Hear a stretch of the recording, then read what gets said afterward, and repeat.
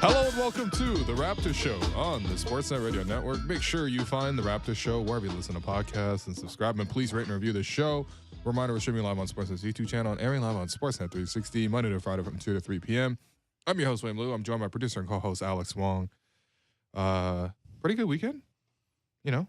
Yeah. Raptors won both games. Yeah, Had to win both games against Detroit and Washington last night, but they did it. So how you doing, man? Yeah, great weekend. The Raptors are back. My mom's back. Oh, yeah. That's Succession is back, you know. Right. You were asking me about Shiva yesterday. Like, what's his character name Shiva doing? No, I mean, that's just is that a regular name? I haven't encountered a name like it's this. Shiv, you know. Okay. Who is this? It's just a daughter on the show. I know you've been busy watching Mad Men, so are you going to put Succession on your watch list? What's going on? We could do some off-season Succession pods for the Banter Pod audience. You know what? You know what? For that purpose, I will catch up. Okay. Or not catch up. I will start on Succession. But yes, I am through 4 seasons of Mad Men. By the way, season 4, elite. Yeah. Elite. That's the infamous. That's what the money is for. Oh, okay. Scene, I don't think I can't remember too much, but you don't remember that one when he's yelling at Peggy? No. I remember the suitcase. Was the suitcase in season 4 or no? You don't remember the suitcase episode? Anyways, yeah. Will's wearing for people watching visually, a great mustard colored jacket, by the way. Yeah, you know, we have the upcoming live event. Yeah, secret live event on Wednesday. Yeah. And so I needed to get a new outfit. And on your advice, because I had some free time between the show on Friday, which ended at 3, and then the game against the Pistons, which started at 7:30. So I had that time in between. I was like, all right, I'm going to go to Eaton Center and I'll pick up a new outfit for this live event. Yeah, secret event. Yeah. And you were like, here's some advice, youngin'. Go to Uniqlo. Yeah, or maybe take a stroll through Nordstrom. You also said take a stroll. So I did both because, you know, I trust your fashion sense. Oh, yeah, okay. And I I trusted that. went to Nordstrom. I saw that they had sale signs everywhere that said 5%, which to me is not a sale. 5% is not a sale. There's a liquidation happening. That's not liquid, man. That's very solid when it's 5% off. It's an inelastic product at the moment. Similar to the Toronto Raptors. The Raptors, so like you mentioned, you know, had to take care of business this weekend.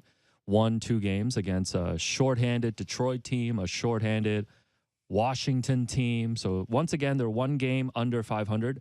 37 and 38. They remain in 9th, and there's basically a 3-way race unfolding for 8th place between Atlanta, Toronto, and Chicago. Raptors are hosting Miami to wrap up their 4-game homestand tomorrow. And a reminder, they are 0-5 this season when trying to reach 500. Yeah. 2 weeks left in the regular season. You know, I'm going to have to lean on you in the first segment here as we talk about this weekend because, you know, they were taking on teams that had half their rosters and they took care of business. You know, some players did return, which we'll talk about. I don't know, like big picture wise or anything, like if there's any huge takeaways from those 2 wins aside from taking care of business. No, I mean, I think the biggest thing was just like, you need to secure the both of the results. I wouldn't say neither of them were that close, to be honest. The Pistons came in. I just thought that they were obviously very young, very sloppy. You know, Raptors had easy advantages whenever they went against their bigs. They don't really have a defensively sound big. Yeah, I love that they're building around a front court at the moment of Marvin Bagley and James Wiseman. Yeah. By the way, I didn't find an opportunity to get this joke off in the React Pod. Here's your platform, Will. Well, part of it was because they had Croatian heritage night for Bojan Bogdanovic, who on the Pistons, who stayed behind and spoke to everybody. It was actually really nice. Typically, these Q&As are like 3 questions.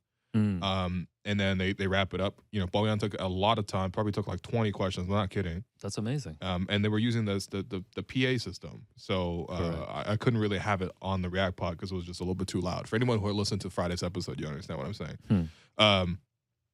But so I didn't get enough time to say it. But do you realize the Pistons have a very Asian team? What do you mean? Well, so James Wiseman speaks Mandarin, right? So you can't even use the Adam Silver get ready to learn Chinese, buddy. Yeah, Google James Wiseman Mandarin. Yep. Yeah, so he already knows how to speak Mandarin. They have a Durian on their team. Yes, Jalen Duren, I believe. Yep. Yeah. Yep. And then there's one more Asian joke that I wanted to make. They have Eugene Omarui, who the whole time I was like, kind of sounds like omurice. Oh, okay. The Japanese dish. All right. So see, this is what happens when a team is in the play-in and there's 2 weeks left. No, come on, man. And things aren't moving. This wasn't hidden. This is the level content. No. Look, the Pistons game was just very easy. I thought Pascal played very well. Yeah, you were afraid of the 14.5 spread. I was afraid of the 14.5 spread. The Raptors were able to clear it. Obviously, 118, 97 win. But yeah, Pascal had a great game. And, it's honestly in a season like this, it's always nice when they're able to just take care of business. Yeah. Regardless of. And it was kind of the same pattern in both games, right? Like they got out to the early lead and they just sustained it in both games. Now, I thought against Washington last night, the third quarter was problematic. The Raptors definitely forced their offense and didn't get back in transition. It's the same kind of deal. And just, all of a sudden it became a 1-point game. But the Raptors finished strong, just like they started strong, and they're just able to put away these two opponents. Again, like no one's really going to be celebrating too much about these wins just because, at this point in the season, you absolutely need to take care of, Detroit and Washington. Quite frankly, they should have already taken care of Indiana as well. But, they were able to rebound from those, take those results, and now we get to see an actual really, really important game against Miami, which, look, the Raptors actually have some much more difficult opposition coming up. They're going to play the top teams in the Eastern Conference. It's going to be Philly, then it's going to be Boston, then it's going to be Milwaukee. You gloss over to 2 games in Charlotte, who just swept the Dallas Mavericks and have the best defense in the NBA since the All-Star break. I glossed over them because tickets to go to see the Hornets are $1. I was just going to say, you can see the best defensive team in the league since the All-Star break for $1 plus taxes and fees. Are they the best defensive team in the league since the All-Star break? Yeah, wow. They are. So wow. I checked net ratings. And they're still just $1? Yeah, what do you want, man? Like incremental pricing based on net rating? Yes, net rating pricing would be amazing. I agree. It's like the Raptors are stuck in 15th, so you get the mid pricing. Yeah. That would be fair, wouldn't it? Yes, it would. Would that not be fair? Yes, yeah. it would be. Anyway. They should put you in ticketing. But yes, there's difficult matchups coming up. There's only 7 games left in the season. And listen, the Chicago Bulls are playing really well, coming off a win over the Lakers yesterday, which we'll talk a bit more in the second segment. They've won 7 of their last 10. And now they're only half a game back of the Raptors. So you don't want to be in 10th because, as we've explained to J.R. Manatad every time we see him, if you're in 10th, it means that you have to win 2 road games just to get to the 8th seed. And that's not the path that you want. And if you care about, MLSE's, PNL, they won't get a home game. No, come on, man. No, I think the bigger thing for me is just like, look, the Raptors are obviously squarely in this race. They really can't move that much else beyond that. They can't fall out because with the win yesterday, the Wizards are now 4 back in the loss column with 7 to play. Yeah. With the Raptors holding the tiebreaker. Pacers are there as well at 33 and 42. I would go ahead and say that the teams are set, like the top 10 teams. I agree. Yeah. Right. And so from that perspective, it's really just about jockeying for position. Again, it's very important the Raptors get up to 8. 7, I think, is really out of reach, but 8 is definitely in there. Yeah, tied with Atlanta right now. Yeah, but tied. Atlanta has the tiebreaker thanks to AJ Griffin. No, thanks to Trae Young, really. Yeah, thanks to Trae Young. Thanks to the Raptors full court pressing with 3 seconds left. Why would you do that? Or you could point to the other 15 losses that they shouldn't have lost this year. Yeah, so any game really, pick and choose. Got you. But here we are. Yeah, and also, are you a little concerned about the Bulls? I am concerned in that they're just playing a lot better now. Yeah. No, Pat Beverly really is like a play-in merchant. Like, I'm not even trying to make this a joke. He's done this 2 years in a row now. Yeah. You have a dispirited team, probably a little bit young, lacking leadership. You bring in Pat Beverly right before you want to make a play-in push, and you're going to be there. Well, and he's going to make a lot of content along the way. Do you think we should have reached out to Pat Bev if we were making a push, especially with a gaping hole at backup guard? You know what? Honest question. Honest question. You know what? Yeah. That's a no? I mean, would he have helped this situation? I would say yeah, I really probably, think he would have lifted the energy of the team. You can talk about the pros and cons of Pat Bev, but you cannot deny the energy that he brings, at least in the short term. Yeah, okay. Fair. Okay. This is really a celebration of Pat Beverly all throughout the league today. Yeah, so welcome to the Bulls show. So you mentioned yesterday, the Raptors jumped out to a 16-point lead in the first quarter. OG had a career-high 18 points in that quarter. And for a quarter. For a quarter. Yes, for a quarter. Career highs. I think still 36. Yeah, sorry, English, not my first language. And then, like you mentioned, they proceeded to do some of the things that, would have frustrated you during the season, and then went through a stretch in the third quarter where they pretty much gave all of the lead back, allowed the Wizards to hang a little bit. And then I thought OG took over again in the fourth to kind of put the game away. And that was the story yesterday. I mean, I think, I think 2 things can definitely be true. I think number 1, like Washington wasn't bringing any difference makers off the bench. And so when they did take off some of their starters, especially with Kuzma and Beal being unavailable, shout out to Bradley Beal, by the way, wearing that Snuggie to the game. Like, I know the dress codes were announced, but man, Oh yeah, that's like one of those like you've gone to work but you haven't gone out of your bed. Like that was like working during the pandemic. That's me here every day. You just like he wore his blanket to the game. No, man. he was filming running back. Damn. Who would you rather be, Bradley Beal or Dame Lillard? Because their situations have been compared very similarly. Money-wise, I believe Dame is making slightly more. We know that Bradley Beal just got paid, I believe, upwards of $250 million. Yeah. Now, the Blazers seem actively trying to build a winner around Portland. Whether that's actually going to happen is debatable. Whereas the Wizards, I'm not sure what path they have to actually build anything. So who would you rather be? Because Dame's always in the spotlight. He's being asked every year, do you want to get traded? Are you loyal to Portland? Y'all better pray. Man. Y'all better pray they don't shut down Dame because he might make 10th place and make it out of the play-in. Whereas no one really talks about Bradley Beal. The Wizards just get to exist as they are. Got you. Yeah, right? No one's praised Bradley Beal's loyalty. No. If anything, they're like, can you leave already? Yeah. So like, who would you rather be? Because that's a good question. Yeah, fundamentally, they're both star players who are not going to win anything. I think I'd rather be Dame. I just think Dame's a better player. Okay. I don't think that. Yeah. He still has the respect. You can't really dispute that. And I also think that if you took Dame and just gave him Washington's roster, I mean, they would be in the play-in, at least instead of out of the play-in. How low is that bar, though? The bar is very low. You for said both they'd these be better than Detroit and Orlando. Is that Indiana? Yeah, Indiana. Okay, come on. sorry to Aaron Nesmith. Sorry, I left out Aaron Nesmith's Pacers. How dare you? What about Bradley Beal? You just get to make $250 million in relative obscurity. No one bothers you. That sounds like a great idea. He's in that Tobias Harris club. He really is. Yeah, making the max, but like not really. But except Tobias has to work in the playoffs. Yeah, that's he fair. has to go to work. But I mean, they asked him to just essentially be like Danny Green in the and playoffs. He has to get slandered by Jimmy Butler as he like walks off court. That doesn't matter. Tobias Harris over me. Yeah, that's the drop. That's for the you. drop. Yeah. There you go. Since Derek Brandeau's off today, we got Connor, aka Mitch Marner Jr. behind the boards. Okay, Shouts to Connor. These are jokes for 10 people, as you usually tell. Oh, sorry. No, but I mean, yeah. Going back to the third quarter, like I just think that the Raptors, were able to. They just like lost their way, really. Like they didn't come out defensively very solid. They were very strong defensively. They gave up a couple baskets right away. I mean, I think the whole game plan was just like, don't let Kispert shoot. Don't. Sorry. No. All respects to Kispert. Yes. I know. Yes. I know.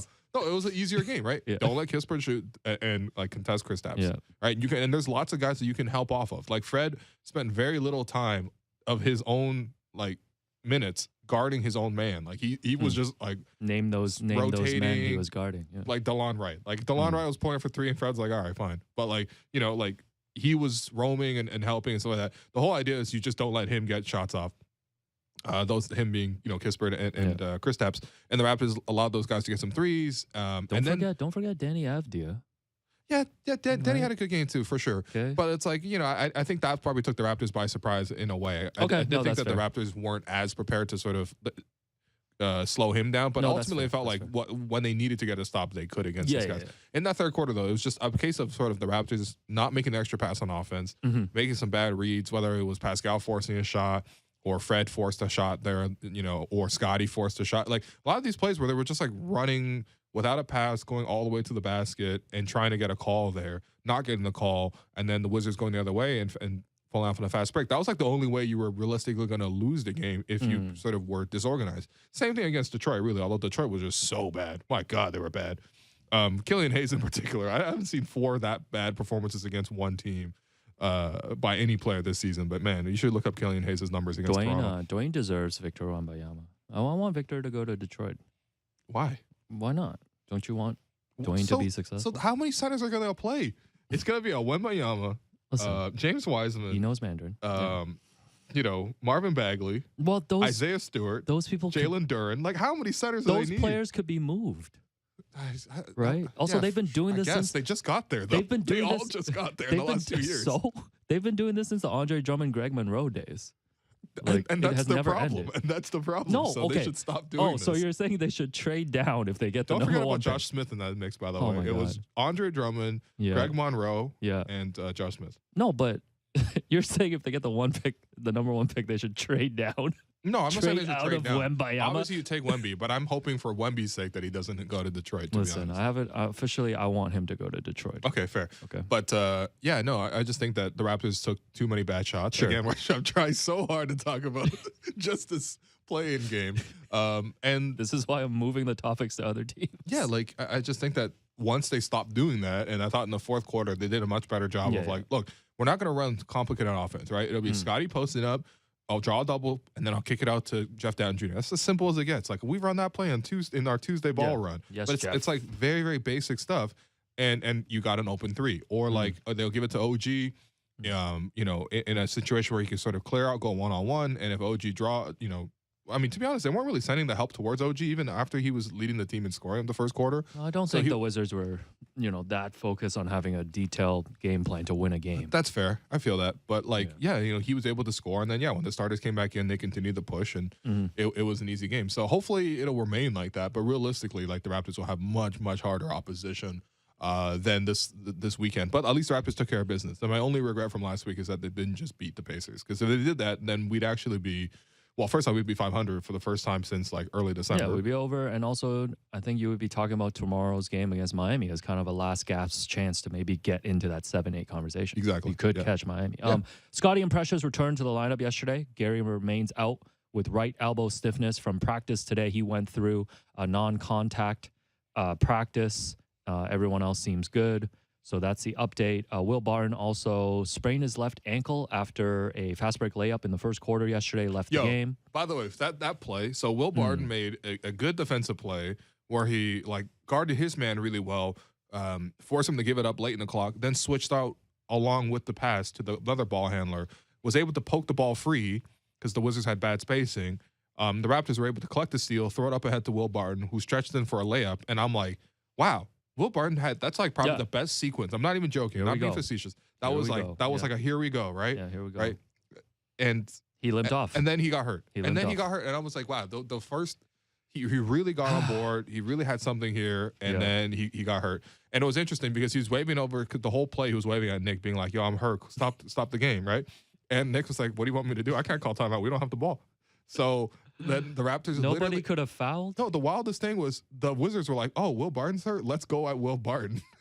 They drove at him. Will Barton got the stop, got the rebound as well, and then he gave it to Fred, who brought it past half, and then Nick called timeout. But there was like a 24 seconds there where I was like, "Damn, the Wizards said, someone help him, man." Wizards said, "Let's go at our former teammate." Especially when he's hurt. Let's go at Will Barton. Man, this game is rough. Yeah, so Scotty and Precious. Scotty came back, played 32 minutes, 13 points, 5 rebounds, 6 assists, 5 of 14 from the field. Nice little 360 dunk with a little look back. Oh, yeah. At the defender. Technically, look back at the defender twice, because when you do the 360, you do see the defenders. Oh, okay. Double eye test. There we go.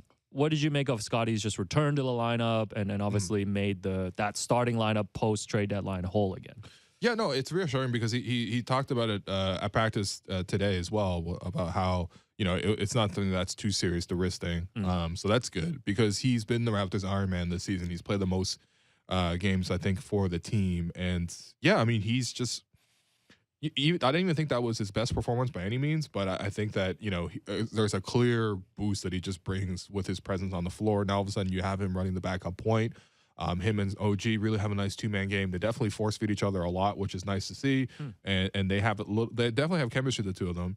And then I think for Scotty, for Scotty too, it's just like, you know, there's a defensive element that he brings to the game too. Right. I thought in the start of the game I was a little bit worried because he did pick up 2 fouls, just trying to stay in front of, you know, Kispert and Kristaps. Or no, it was Denny and Kristaps. And it was like, okay, those are guys that he's quick enough to stay in front of typically. But, you know, he was able to recover from those 2 quick early fouls. And, he played great. Again, like, it's really just all hands on deck. Like, if guys are available to play, you know, every game really matters. And so, you know, it's good to see Scotty come back. I thought he was in good spirits, too. And, it was good to see Precious come back as well, although Nick really only played him 4 minutes in the relevant time. So this was next. Precious also returned as mentioned. He was -10 in 6 minutes. Christian Koloko got 15 minutes and put up another scoreless masterpiece, plus By the way, 7. Yeah, I saw this on the rundown. And the reason that it's a scoreless masterpiece in terms of just like, you know, this comment is because, like, it's obviously the Raptors aren't asking him to score, but no, this is he not, has a real defensive impact. I'm not saying this facetiously. Like, this is really like what Nick wants from that backup position right now. No, You're trying to fill in for the minutes when Jakob or some of the other starters are not on the floor. Mm-hmm. You don't want a guy who's trying to do too much. I agree. You want a guy who's just solid. Yeah, and this is something that if you go to the NBA stats page and you go to the games and you watch the box score on the videos, you can go down and you can see defense, and it'll show you like the plays that Christian was involved in defensively, and it'll show you for everybody on the team. And first and foremost, Christian, even though he didn't play that many minutes, like he played better more than usual, obviously because the game was a blowout, but Christian only played 15 minutes. Yeah, 15, right? yeah. Even as compared to, let's say, like 16 for Jakob in the starting role, right? Despite that, Christian defended 9 shots, which is actually more than what Jakob did. Jakob defended 7 shots. And out of the guys on the team, Christian had the best defended field goal percentage. As in, opponents took 9 shots against Christian, he only made 2. Yeah. Right? And a lot of those plays, whether he was blocking it or whether he was stealing, he had 3 steals on a block, they were able to sort of get the Raptors out in transition where they're able to score. And I think in this game last night, like it was so much of just like, okay, who can get the stop and just get on the break? Like there wasn't that much half-court offense going from either team. And when they did it, it didn't feel like it was that successful. And yeah, I just think that that's the impact that Christian consistently brings. He contests a lot of shots, especially on a per-minute basis. The only other guy who was actually even like, for example, OG, right? Opponent shot 9 of 18 against OG. They shot 10 of 18 against Pascal. They shot 5 of 7 against Jakob. They shot 7 of 12 against Scotty. Like that's all 50% or better already in the starting group. Fred was the other guy, 4 of 14, right? And then Christian 2 of 9. So it's I mean, also Chris Boucher 0 of 8. I thought the bench did a really great job, by the way, last night. Especially watching it back. Like I think one thing that I realized was Daniel Gafford, when the Raptors went to Washington, Gafford gave the Raptors a ton of problems. Catching lobs, being an offensive rebounder, all that kind of stuff, right? And I thought him coming in last night, he had such a small impact on the game, and both Christian and Chris blocked him a couple of times, especially in that second unit, and I just felt like, okay, maybe that was Nick Nurse making a point because before he had Precious in that matchup, and Gafford really just did like eat up Precious in that matchup. So I thought that, switching over to Koloko actually worked a lot in this case. So that's why he had a big impact, even though he scored 0 points. No, like I'm totally on board with that. I think, if you think long term, you would say that Precious probably has a higher ceiling. But as of right now, as of these 2 weeks, as of them trying to win games right now, I don't think it's unfair to say that, you'd probably rather have Koloko out there a lot of times over Precious. For what you're looking for at this current moment. Like you said, off the bench, you just want solid contributors. And speaking of solid, the most solid of solid contributors, Jeff. Yes, Jeff Down Jr. Michael Jeffrey Dowden. And if you listen to his, we were watching some of his interviews before the show. And, Jeff is he's a very polite, individual. And he likes to answer with a lot of enthusiasm, talking about how staying ready all the time. We're talking about working hard. So, he's basically Jeff LinkedIn Jr. We're going to work on that as well. He was a plus 14 in 19 minutes yesterday. My only thing is he only took 2 shots, made the only 3 that he took. I think it was from top of the key there in the fourth quarter. Yep. Should Jeff shoot more? Because there are opportunities, I feel like, for him to take those shots or maybe kind of one dribble in mid-range type. Yeah, no, look, listen, I feel you. I think that there is an element where the Raptors do need a little bit more both play creation, also just like play finishing for the second unit, especially with the guard position. But at the same time, I think that that's something that's almost easier to ask for, right? To ask a guy to shoot more. Yeah, I think it's a lot easier than to ask a guy to shoot less, right? Because I feel like Jeff's impact on the game isn't necessarily based on the way he shoots, which is rare for a guard, I would say. Guard's typical impact is like bringing something on offense, but no, I think it's the way he's guarding on defense. All season it's been very strong. He's obviously got a quick feet. He takes a great pride in that. His defensive energy is consistently high as well. He comes in, doesn't make a lot of mistakes on that front, which is, again, really good for a guy. Solid. Just needs solid. No, he's solid. He definitely defers to others and sort of like keeps the ball moving, organizes the offense. I think that, yes, you would like to see more play creation, but at the same time, like, there's a lot of opportunities that are being opened up for OG right now to sort of score more, especially with Gary out. So they're looking to feature him even when he's with the second unit. And I thought that worked, especially in the fourth quarter when the Raptors were able to go to him. Obviously, there's more chances for Scotty to be featured as a scorer as well if someone else is going to be running the point and just like setting up the play. So I think overall, like it's not as big of a problem. Now, of course, in different games, like for example, when you think back to the tougher games the Raptors have played, like against Milwaukee the last time, for example, right? That game, they definitely needed some scoring off the bench because of the fact that, Milwaukee definitely, even if you play great defense against them, they're probably still going to get open threes and they're going to make a fair number of those. And so that game, remember that one where it was like Will Barton started taking some mid-range jumpers and he went 0 of 6. right? Yeah. There will be games where you do need offense from that position, right? But in the games that you don't, you can definitely just appreciate more of what Jeff brings outside of the scoring element or even the play creation element. Yeah. Well, right now between Will Barton, Malachi, and yes, Jeff, who is your guy that you want coming off the bench if you had to just pick one of those, or is it really just dependent on the game? Like, is there a clear guy there for you that you're like, oh, I want Jeff Down Jr. Right now, I think I want Jeff. Yeah. Okay. Right now, I want Jeff. I think that, again, like in its specific matchup where I want more scoring, I don't know if I want to give like Will Barton more chances, but at the same time, like he has he can give you that upside. He has a larger history of that. So I think that there is an upside of his scoring. The thing is, he's not giving you the rest of that game the way that Jeff can. But I'm enjoying the you know the very solid play that Jeff is providing right now. Yeah, I can't wait till we recap this whole season and talk about how much we talked about this trio of backup guards. I mean, every week it's sad I'm like, that Delano's not even in the mix anymore. I know he's injured, but like even if he was healthy, I don't really get the sense that he would be an option here either. It's just like we just need to solve this problem. No, this is a cry for help. No. Like realistically, the answer is none of the above. You know what I mean? Yeah, and that's no disrespect to any of these guys. I actually be pretty happy the Raptors brought back Jeff Down, brought him in as a third but guard. let's get another option in here. Like, you know, right? Yeah. The Celtics have Malcolm Brogdon and Derek White coming off the bench. Okay, all right. Is all I'm saying. Yeah, that's fair. Some assorted stuff. It was. Got you. You mentioned to me it was Japanese Heritage Night yesterday. It was Japanese so obviously Heritage this was planned when Rui Hachimura was still on the Wizards. And Yuta Watanabe was on the Raptors. Well, Yuta was gone at the start of this season. All right. Went to Ramanishan yesterday, by the way. Did you see the jersey? Yes, I did. Yeah. I like saluted it. And they were like, please just order and leave. We're really busy right now. Get your shoyu and get out of here. Yeah, get your spicy white sesame. Yo, that's the best one, by the way. So Japanese Heritage Night, you know, obviously, you know, Rui was not there. And we're speculating because on these nights, like you mentioned, on Friday, like Bojan Bogdanovic would do a Q&A with the fans. Mm-hmm. Yeah. So I did find out who spoke after yesterday. Oh, so did I. Because okay. I was gonna surprise you on the show. No, so our friend Tiru Ikada spoke with Christian Koloko. Why you always say his name like that, man? Did I pronounce his name right? Yeah. Live drops today because Derek's not here. You say his name like it's like a water slide. Yeah. Tiru Ikada. But no, I mean, okay. Yeah, so Christian spoke to the fans. Here's the thing. So again, when we're live on the React Pod, because half the time we go straight to pod, half the time it's live, right? Yeah. So yesterday was a case where it was live. So I'm doing the show. I'm about to wrap up anyway. Now the thing is, I'm seeing the whole time it's like, oh, there's like a group of fans that's like sitting there, and I'm like, oh, someone's gonna definitely come out. Now I was curious who's gonna come out, like you were, because again, there were no Japanese players on either team. But once I saw Christian come out, and I was doing the reaction podcast, I started like going super fast on the show because again, they're gonna use the PA system and they're gonna speak out loud, and it's gonna be quite loud. It's like booming. Yeah.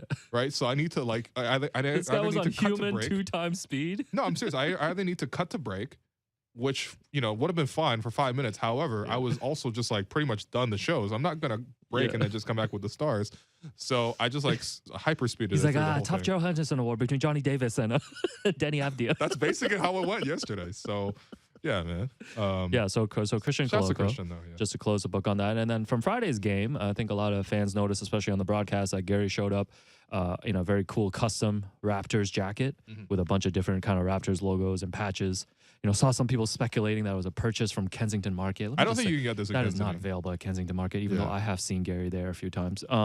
So this is actually from designer Natalia Amris, who's like, actually, I wasn't familiar with her game. She's worked with brands like Nike, Kappa, one of your favorites, and she's created custom jackets and other things for the Migos, which we've compared ourselves to, and other celebs as well.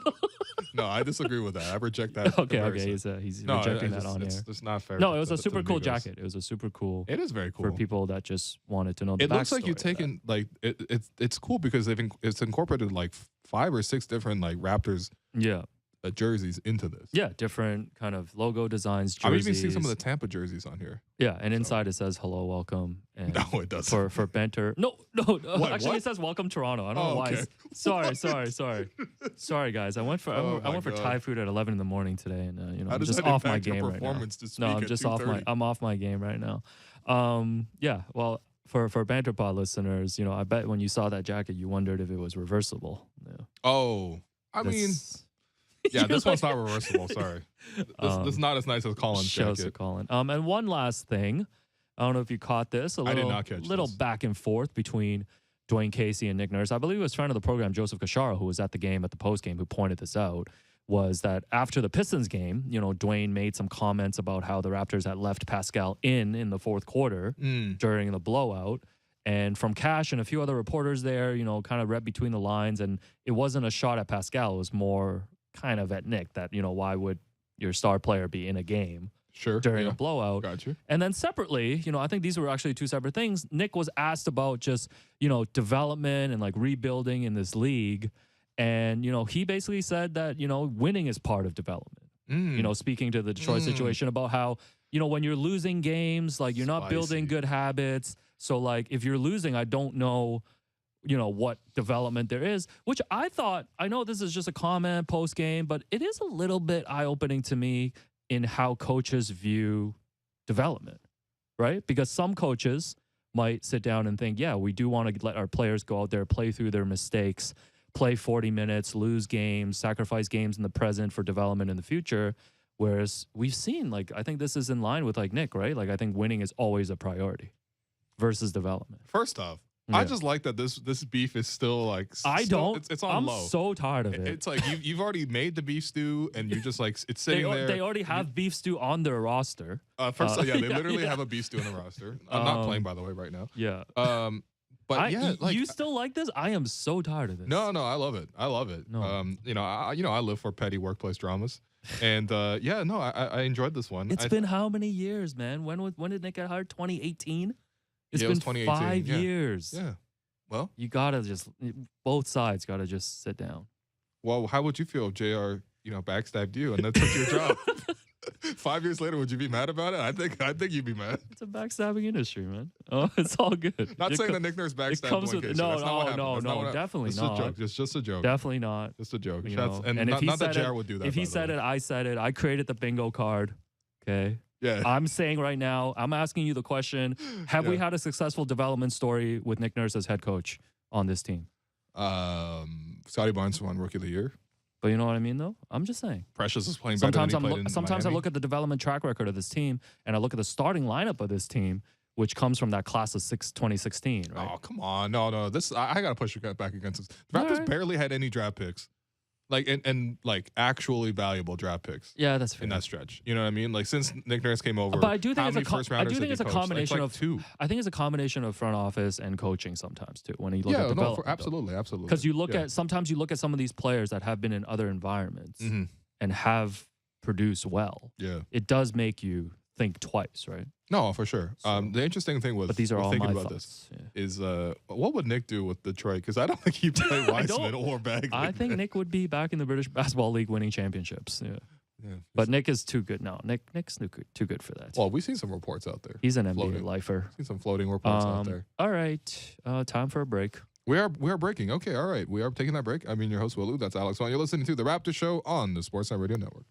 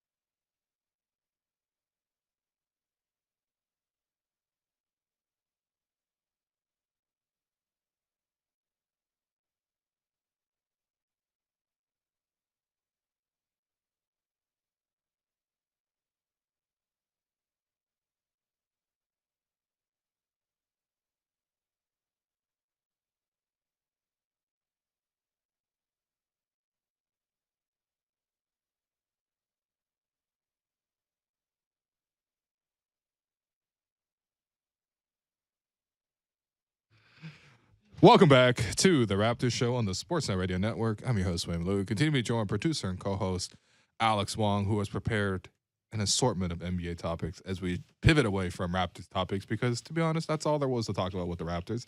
What's going on in the league?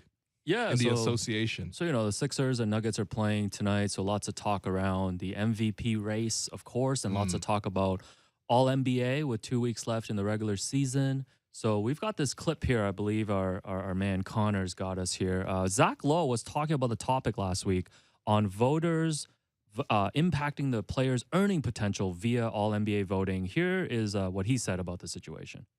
Voters should not be determining these players' paychecks. And even more than that, it's not just the money anymore.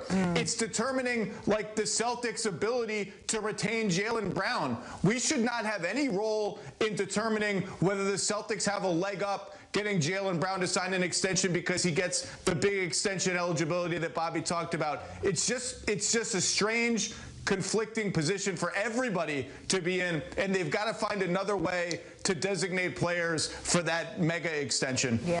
So before I get your thoughts on this, so they also posted a graphic, and basically, because when players make All-NBA, they're eligible for, obviously more money. Without the All-NBA selection, Jaylen Brown's next extension would be around $165 million. With the All-NBA, it would go up to $287 million. And similar for Pascal as well. Pascal without the All-NBA, right now, based on the calculations for the CBA, would be around $189 million is the max he would be eligible for. And with an All-NBA selection, it would jump up as well to $287 million. And this has become a very popular topic just because, obviously, the All-NBA is determined by a group of media members. And there's a lot of money on the line. So what do you make of Zach's comments? First of all, what do I make of Zach's comments? Since Zach went to ESPN, he's been screaming the whole time. I don't know why. That was really loud. No, have you seen Zach's TV hits? They're always screaming. Yeah. I don't know what it is, man. I know Says he's in the his guy home. who's always screaming on the React Pod. That's different. Only if they lose to Andrew Nembhard and the Pacers when they need to make the play-in race. Hypocritical. No, it's all. I mean, it is what it is, right? But no, I think in this case, like, look, the league's just got to find something that they can sort of stick to in terms of, like, what do we attach these incentives to, right? They used to attach them to All-Star, but that was sort of more fan-voted. So they're like, okay, this is silly. Fan voting, it's not necessarily taken always that seriously. Like Zaza Pachulia almost made it one time. So it's like, okay, we got to mix it up, right? So they gave it to the media, and it's like, okay, now people in the media are now, like, upset. They're like, well, we don't want necessarily to have this responsibility. I agree with Zach, that sentiment. Like, that really shouldn't necessarily be tied to their opinions of this, but they're just trying to find some sort of, like, objective but also informed voting body that can sort of help adjudicate these things. Yeah. Well, another suggestion that has come up is that you could designate, like, a Supermax slot to, each team gets a Supermax slot. How would this help the Celtics, though? No, basically they would have just given that to Tatum. Yeah, I guess in this case it wouldn't, but there's got to be. There will always be more problems. But there's got to be ways. That would be one way of removing the media from impacting it. So you don't attach it to all NBA. Is the media the issue here? Well, I think the issue is the league needs to find a way to adjudicate their CBA so that they can make how they pay their players. Yes, but I think it's also making a lot of media members just uncomfortable that they're deciding on this. No, that's fair because, again, like, then you see the campaigning, right? There's always the lighthearted campaigning. Every year. Remember a couple years ago they made the spicy pea hot sauce bottles and they sort of sent those around. Like, that's like lighthearted. Yeah, right? Not for me. I don't eat spicy food. Yeah. You don't eat Nando's spicy food, man. That's not even that spicy. Actually, I like Nando's chicken. Yeah. Okay. Oh, okay. Keep going to your point. Yeah. No, campaigning, but, like, lots of campaigning. There's that campaigning. There's also lighthearted campaigning, like we did on the show last year with the propaganda pods. And then there's ones that get really. And then there's, like, actual serious ones, right? You have this note here from Mark Spears. Yeah, Mark Spears revealed on the Hoop Collective recently that he gave up his vote to vote for most valuable player after 2017 when he was deciding between James Harden and Russell Westbrook. And he said, quote, like, I remember an NBA coach telling me, you better vote for James Harden over Russell Westbrook because Harden is going to give you more interviews than Russ does. He's going to see who voted for him. And if you don't vote for him, he's going to shun you. So this gets into just this whole tricky area now, right? Oh, yeah, of course. Like, obviously, media shouldn't be impacted by this. And Mark Spears is one of the most credible guys. And, like, this is such... No, and this is such a... I think it just puts these guys in a tough position, right? Yeah. So, anyways. No, I mean, look, I think that the whole idea of this is just like they got to put it in someone's hands. I don't mind it being in the media's hands. Like, I actually do think that, like, for example, you can put this in the players' hands, right? But then, of course, then players will lobby players. And then you'll see some silly results sometimes, right? Then you can put it in coaches' hands, but then all of a sudden, like, people will say, like, people will just lobby their coaches, right? Even, for example, like, most coaches, I think, from my understanding, most coaches are represented by, Warren Legary, right? Which I'm not sure which company he works for. I probably should know that. But there are certain cases where, like, Nick, for example, is represented by Clutch. Not saying that Nick wouldn't then vote everybody just based on his own true feeling of who's meriting all NBA, or will there be like lobbying on that front? This is just the nature of the league, of the world. Like, that's just how it is. Like, you see it even in politics. Like, there's super PACs and all this kind of stuff, and that's just generally how this is going to go. You have to trust somebody with it eventually. I actually don't mind the idea of like spreading these votes out across like 99 or I don't know how many voters, like roughly about 100 across the league and in different markets. And look, sometimes you're not going to have the best votes. Sometimes you might have some oddities here or there, but I actually do think that, it's the best imperfect system, I think. Yeah. So and also like just live up to it, man. So what? So like what's gonna happen? Like, Jaylen Brown's gonna see like, oh, Zach didn't vote me for all NBA. I'm never gonna do this low post again. Like, like the content should live without Jaylen Brown on the pod anyway. Yeah, no, that's fair. Or like, just lift that's just part of it. Just lift the salary cap. And honestly, don't put all these restrictions. Let guys earn $300 million regardless of all NBA or NBA. This is so much of the salary cap. All this stuff, shortening the contracts was to protect the owners too. Maybe if owners didn't hand out $100 million contracts to Tyler Johnsons, we wouldn't be in this place. And here's the thing, honestly, if that would be the case, or as Mark Spears said, that one coach said you better vote Harden, which I wonder who that coach was. Probably Harden's coach at that time, Mike D'Antoni. With Daryl Morey standing to the side. But like, just expose them, right? It was at the Sloan honestly, conference. just expose them. If people are going to be petty like this, just expose them. I think fans would love it. Yeah. And I think it cuts through a lot of the BS that comes in the first place. Listen, there's some players that will play to a level where there's no question that they're going to be Supermax eligible. Sure. Like a guy like, for example, Jokic, a guy like Embiid, a guy like Giannis, a guy like Tatum. Like, these guys will play at that level, and you're not going to have this issue. So ultimately, it's also on the players. Play better, right? You don't necessarily just have to play well enough so that you can campaign. Yeah. Like, this isn't the media's fault. I just, trust me, like, if the media's at fault, I will definitely speak on it, but I don't think this is the case. We are in full support of the media. Speaking of snitch on the players, man. Speaking of Embiid and Jokic, this guy's conclusion from that segment was snitch. Yeah, listen, if you're a player and you're like, oh, you didn't vote for me for all NBA, so I'm not going to give you an interview, you should, the reporter should snitch on you. That's how the game is sometimes. Legit, man. Snitch on them. A lot of feelings. Sixers and Nuggets are playing tonight, and Joel Embiid talked to Shams Charania of The Athletic. Did I pronounce his name right? You did. And a lot of spicy quotes from here, man. First he said, talking about the pressure that's on him and the Sixers as they get into the playoffs.